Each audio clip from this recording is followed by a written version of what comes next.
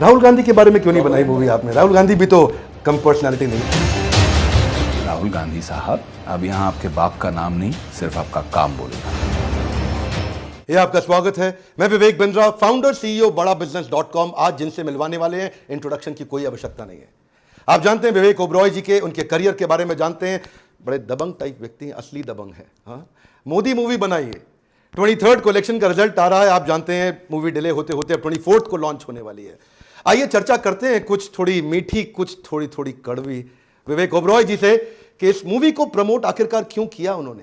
Sir, स्वागत है आपका हमारे चैनल पे। नमस्कार विवेक, बहुत सुना है आपके बारे में, और सबसे अच्छी चीज़ जो मुझे आपके बारे में लगती है वो आपका नाम। सर, मेरा पहला प्रश्न है आपसे, क्यों देखूं मैं जाके मोदी मूवी? अगर मैं आपको इस वक्त एक टाइम मशीन में बिठा दूं, बटन दबाए और हम पहुंच गए 1960 के दशक में। आप और मैं एक पुरानी सी इंडियन ट्रेन के अंदर चल रहे हैं और एक छोटा सा कस्बा है वडनगर। उस रेलवे स्टेशन पे हम और आप रुके और एक छोटा बच्चा भागा दौड़ा आया, मिट्टी की कुल्हड़ में गर्मा गर्म हमको चाय पिलाई।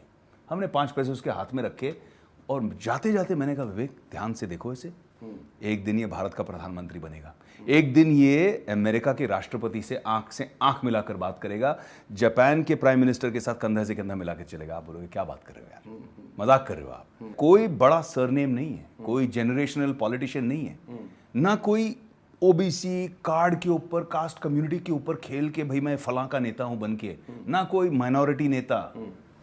प्योर मेरिट, अपने काम के दम पर एक आदमी वहां से यहां तक पहुंचता है। ये मोदी मूवी को आप इलेक्शन के बीच में क्यों लेके आए? इसको पहले क्यों नहीं किया? हम तो इलेक्शन से पहले ही आ रहे थे, हमको आने नहीं दिया। प्रोपेगेंडा तो नहीं है ये मोदी को जिताने का? अब हम इलेक्शन से पहले आएंगे तो लोग बोलेंगे प्रोपेगेंडा, इलेक्शन के बीच में आएंगे तो लोग बोलेंगे प्रोपेगेंडा, इलेक्शन के बाद आएंगे तो क्या बोलेंगे?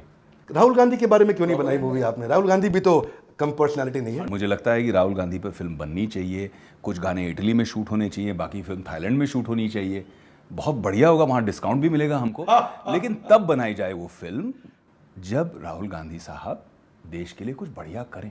अब यहाँ आपके बाप का नाम नहीं, सिर्फ आपका काम बोलेगा। आप काम करो ना, कल राहुल गांधी काम करेंगे। I will be most happy कि देश के लिए कोई अच्छा काम कर रहे हैं। क्या इस मूवी को बीजेपी ने फंड किया है? काश किया होता यार, अच्छा बिजनेस मॉडल हो जाता। मुझे तो लगता है कि जिस तरह से लोगों ने इस फिल्म के लिए रिएक्ट किया है कि रोको इस फिल्म को, ये फिल्म नहीं आनी चाहिए, ये फिल्म आएगी तो इलेक्शन का मोड़ बदल देगी। जिस तरह के ड्रामे हुए हैं कि भाई 4 आप हाई कोर्ट में खींचे जा रहे हैं हमारे फिल्म को, कहीं सुप्रीम कोर्ट में ले जा रहे हैं, कहीं आप इलेक्शन कमीशन में ले जा रहे हैं। तो मुझे पर्सनली ऐसा लगा कि यार, तो फिर आप लोगों को किसने रोका है? आप लोग भी फिल्में बनाइए, प्रोड्यूस कीजिए। पॉलिटिकल पार्टीज कैंपेन क्यों कर रहे हैं? कैंपेन में इतनी भागदौड़ धूप मिट्टी में क्यों बाहर घूम रहे हैं आप लोग? फिल्म बना दीजिए, हो गए, जीत गए इलेक्शन।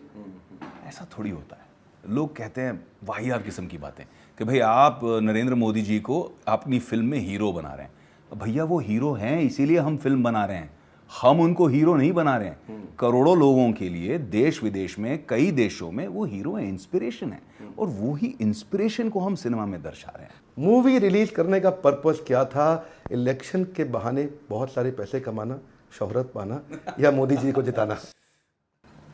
तीनों नहीं। तीनों नहीं? क्योंकि कभी कभी कुछ व्यक्तित्व ऐसे होते हैं, पर्सनालिटीज कुछ ऐसी होती हैं जो एक पूरे देश को इंस्पायर कर सकते हैं। आप बड़ाबिजनेस.com क्यों करते हैं? सिर्फ पैसे कमाने के लिए? ना, बिल्कुल नहीं। आपको मजा नहीं आता है जब आप देखते हो एक सक्सेस स्टोरी? एक बच्चा आया था एक आइडिया लेकर, आपने उसे गाइड किया, आपने उसे कोर्स दिया, आपने उसको सिखाया और फट करके वो निकल गया। Absolutely. आज अगर आपका कोई बच्चा जिसको आपने ट्रेन किया वो यूनिकॉर्न बन गया, तो क्या आप उसकी $1 बिलियन बिजनेस को सेलिब्रेट करने के लिए उसकी फोटो लगाएंगे, या ये सोच के लगाएंगे यार इसकी लगाऊंगा तो और लोग मेरे पास आएंगे? हर चीज के पीछे पैसा, पैसा बहुत दिया ईश्वर ने। मोदी जी के ऊपर जो फिल्म है ये, मैं क्या चाहता हूं, दिल की मंशा क्या है कि हर परिवार जाए ये फिल्म देखे, अपने बच्चों को ले जाए। बच्चे क्यों? क्योंकि हमारे बच्चे, आज मेरे भी 2 बच्चे हैं, और मैं एक चीज ऑब्जर्व कर रहा हूं, Vivek correct me if I am wrong, बच्चों का आजकल एक बहाना बनाना बहुत देख रहा हूं मैं कि या मेरे पास पापा ये दिया होता आपने तो मैं भी वैसे बन जाता, आपने मुझे वहाँ भेजा होता तो मैं भी वो अचीव कर लेता। ये जो चीज़ें हैं ना कि if you had given me, if I had the opportunity, ये सारे सवाल जो बच्चों को लगता है हाँ ठीक ही तो है, पापा ने उसको अमेरिका भेजा इसीलिए वो वहाँ पहुँच गया। आप ये फिल्म देखिए, कुछ नहीं था इनके पास, कुछ नहीं, और उसके बावजूद यहाँ पहुँचे। कैसे पहुँचे? अपनी नियत, अपनी मेहनत और अपना फोकस। ये चीज़ मैं चाहता हूँ बच्चे देखें और इंस्पायर। कहीं आपके मन में तो नहीं था पॉलिटिकल हीरो बनने का और यहाँ पे आके थोड़े नंबर बन जाएं और मौका मिल जाए और अगले इलेक्शन में आ पाए या राज्यसभा से एंट्री मिले? रिटायर्ड अभिनेता जो है वो नेता बनते हैं नॉर्मली, लेकिन मेरा थोड़ा उल्टा है। मैं पहले नेता था, मैं रिटायर्ड नेता हूँ जो अभिनेता बना हूँ। तो लोग शायद जानते नहीं, लेकिन मैं मुंबई यूनिवर्सिटी का जनरल सेक्रेटरी रहा, स्टूडेंट पॉलिटिक्स में बहुत एक्टिव रहा, कॉलेज लेवल पे, कॉलेज लेवल के बाद में यूनिवर्सिटी लेवल पे। उस ज़माने में शायद मेरे डोमेन में मेरे अंडर करीबन 14 लाख बच्चे थे जिनको मैं सर्व करता था। अच्छा अच्छा, क्या चाहते हैं? प्रधानमंत्री कौन बने? वैसे मैं जानता हूँ आप क्या चाहते हैं, लेकिन फिर भी अगर बताना चाहें। राहुल गांधी जी? मेरे चाहने न चाहने से कुछ नहीं होने वाला विवेक, ना ही आपके चाहने न चाहने से होने वाला है। बात तो जो है वो है, सत्य को कोई बदल नहीं सकता। 23 मई को प्रधानमंत्री नरेंद्र मोदी आ रहे हैं दोबारा, इतना कोई नहीं रोक सकता। और 24 मई को पीएम नरेंद्र मोदी, हमारी फिल्म आ रही है दोबारा और कोई नहीं रोक सकता। पिछली बार ईसी ने रोका था, आपका क्या रिएक्शन था उस पर? बहुत बुरा लगा यार। आप एक जुडिशियल प्रोसेस में इन्वॉल्व थे जी। इलेक्शन कमीशन ने जुडिशियल प्रोसेस में कहा कि हमको कोई दिक्कत नहीं है, हमने मॉडल कोड ऑफ कॉन्डक्ट के जो बातें हैं सारी जिनको मद्देनज़र रखते हैं हुए सीबीएफसी को कट्स बोलने, हमने सब भेज दिया है। उसके बावजूद आप हफ्तों से देख रहे हैं कि हम रिलीज़ हो रहे हैं, हम अनाउंस कर रहे हैं, हमारी डेट आ गई, हमारे प्रमोशंस चल रहे हैं, आप कुछ नहीं कह रहे हैं। केस तो तब भी चल रहा था। पहले आपका 5 अप्रैल डेट था और उससे पहले इन्होंने ये कह भी दिया था, ओरल सबमिशन था हाई कोर्ट में ईसी की तरफ से कि भाई हमने सीबीएफसी को बोल दिया है कि तुम अपना देखो, हमें कोई दिक्कत नहीं है, आपत्ति नहीं है, बस एमसीसी को ध्यान में रखना। रातों रात किसने क्या बटन दबाए, कहाँ से क्या प्रेशर गए, हमें पता नहीं भैया, क्योंकि कल हमारी पिक्चर रिलीज हो रही है, आज शाम को हमारा प्रीमियर है। और सभी जो मेरे यूनिट के बच्चे जो थे ना, 22, 23, 24, जिन्होंने पहली बार फिल्म पे काम किया और दिन रात मेहनत की है, अपनी फैमिली वालों को लेकर सब तैयार होकर हमारे साथ प्रीमियर में जाने के लिए रेडी थे। और ऐसे मौके पर हमें फ़ोन आ गया कि भाई इसी ने आपके खिलाफ नोटिस जारी की है, प्लीज़ कैंसिल कर दीजिए, और ये अभी हम फिजिकल नोटिस आपको भेज रहे हैं। एक रात पहले। ये क्या तरीका है पता नहीं, बहुत बुरा लगा। और मुझे लगा कि जो सबसे बुरा दृश्य ये हो सकता है कि पीवीआर वालों ने करीबन 1,500 समोसे हमारे यहाँ भेज दिए कि भैया ठीक है आपका प्रीमियर तो नहीं हो रहा, लेकिन ये समोसे खाएगा कौन, ले लीजिए। इस मूवी के दौरान मोदी जी से मुलाकात हुई आपकी? पिछले 10-12 सालों में मैं मोदी जी से कई बार मिला हूँ। जब वो गुजरात मुख्यमंत्री थे तब उनसे एक मित्रता बनी, बहुत इम्प्रेस हुआ। मेरा एक पर्सनल एक्सपीरियंस रहा उनके साथ में एज अ बिजनेसमैन, और उस एक्सपीरियंस के बाद जो मैंने वाकई गुजरात डेवलपमेंट मॉडल का प्रैक्टिकल डेमोन्स्ट्रेशन देखा, तो उसके बाद मैं उनसे काफ़ी क्लोज हुआ और काफ़ी फैसिनेट भी हुआ। जो उनकी सोच थी, जो दुनिया में जब लोग सोलर की बातें कर रहे थे, एक्सपेरिमेंट है, तब उन्होंने उसको प्रैक्टिकल बना दिया। मुझे याद है मैंने उनसे ये पूछा भी था, उस ज़माने को 14, 15, 16 रुपए यूनिट चलता था। मैंने कहा बिजली इतनी महंगी, ये प्रैक्टिकली चीज़ नहीं है। उन्होंने कहा कि देख लेना, अगले 10 साल के अंदर अंदर हिंदुस्तान में सोलर का भाव जो है, यूनिट पर यूनिट कॉस्ट जो है, वो 4 रुपये से नीचे आ जाएगा। तो मैं हंसने लग गया। मैंने कहा 4 रुपये से नीचे तो कोयले से पावर नहीं बनता, ये कैसे बन सकता है? एंड ही सेड देख लेना।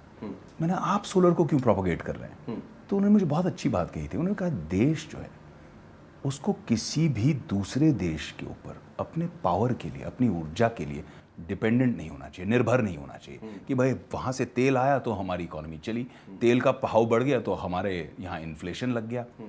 तो अब मुझे लगता है कि वो इतने विजनरी थे, 10 साल पहले उन्होंने ये देख लिया था, और आज विजनरी ऐसे कन्वर्ट कर रहे हैं अपने काम को। गुजरात से शुरू किया, अब हिंदुस्तान में जिस तरह से सोलर ग्रो हो रहा है, हम कंप्लीटली इंडिपेंडेंट बन रहे हैं, और इंडिपेंडेंट के साथ में पर्यावरण के लिए अच्छा है। यहाँ तक कि ग्लोबल सोलर अलायंस को दुनिया में कोई quote unquote European nation, developed nation, American nation नहीं लीड कर रहा है। Narendra Modi and government of India lead कर रहे हैं ग्लोबल सोलर अलायंस को। क्या गर्व महसूस होता है यार। ये अपनी स्टोरी मोदी जी ने आपको बताई या पीएमओ से पता लगी या कहीं कहीं जहाँ जहाँ प्रिंटेड जो था वैसे उठाई स्टोरी? जब मैंने इनके जीवन पर रिसर्च करना शुरू किया तो मुझे अचंभा ये हुआ कि मैं उनको इतनी अच्छी तरह से जानता हूँ, इतनी बातें हमने की हैं और मुझे बहुत मज़ा आता है उनकी बातें सुनने में, क्योंकि उनके अनुभव इतने अनोखे हैं। तब समझ में आता है मुझे कि क्यों ये आदमी इतना निडर है। ही इज़ नॉट स्कैर्ड कि ठीक है मेरी जान चली गई देश के लिए तो चली गई, क्योंकि उन्होंने तो प्रधानमंत्री बनने के बाद ये डिसीजन नहीं लिया।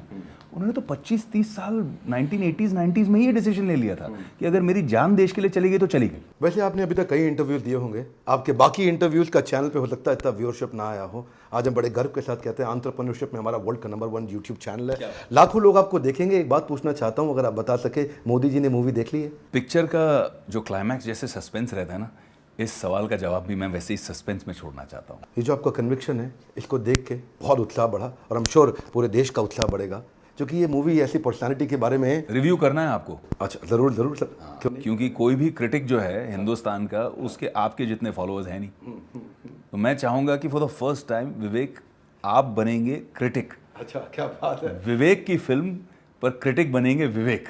धन्यवाद sir, thank you very much. आपका स्केड्यूल टफ रहता है, टाइट रहता है, पर आपके साथ ना खाली वीडियो बनाना ही नहीं, एज ए पर्सनैलिटी मुझे आप पर्सनली बहुत पसंद हैं।